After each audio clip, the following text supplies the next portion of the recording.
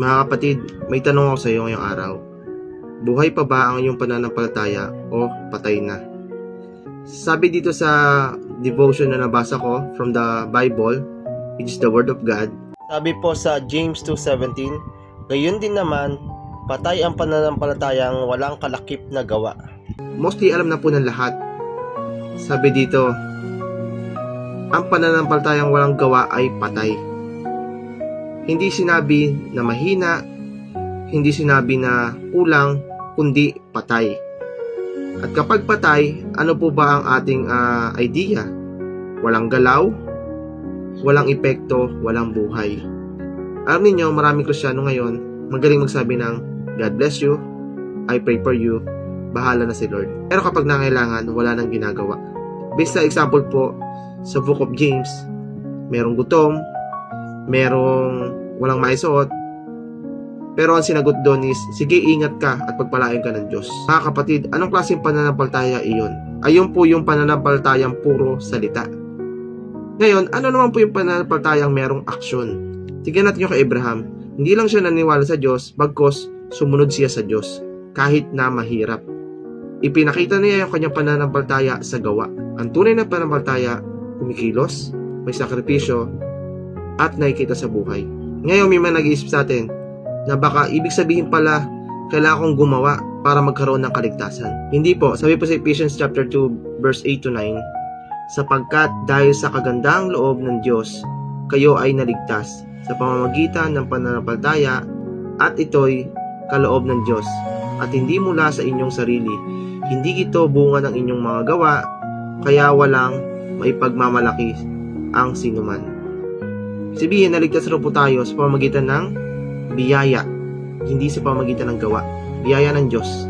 Sabi rin po sa Romans 3:28, kung gayon, malinaw na sa pamamagitan ng pananampalataya, itinuturing na matuwid ang tao at hindi sa pamamagitan ng pagtupad sa kautusan. Tayo pinapaging matuwid sa pananampalataya. Pero teka, tignan natin yung sabi sa Ephesians 2:10.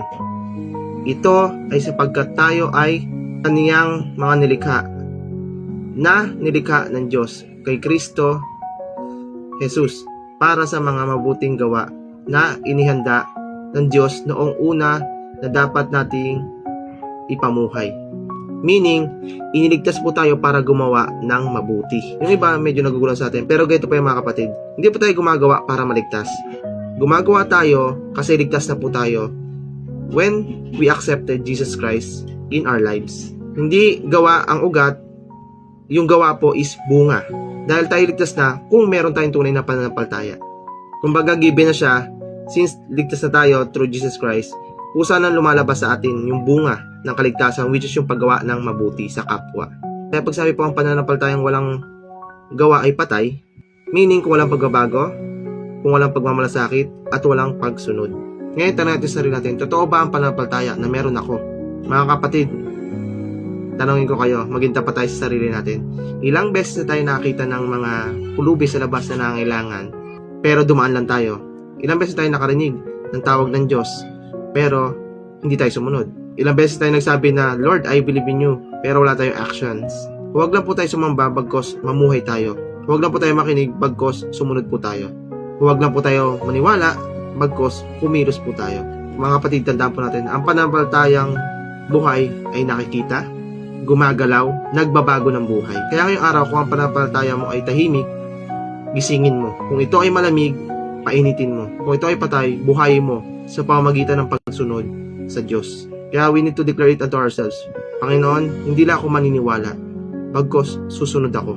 Hindi lang ako makikinig, bagkos gagawa ako. I will live out my faith unto you, Lord Jesus Christ. Dahil ang tunay na pananampalataya ay hindi lang sinasabi, ito ay isinasabuhay. I hope we're so blessed on this message. Maraming salamat po and God bless. Amen.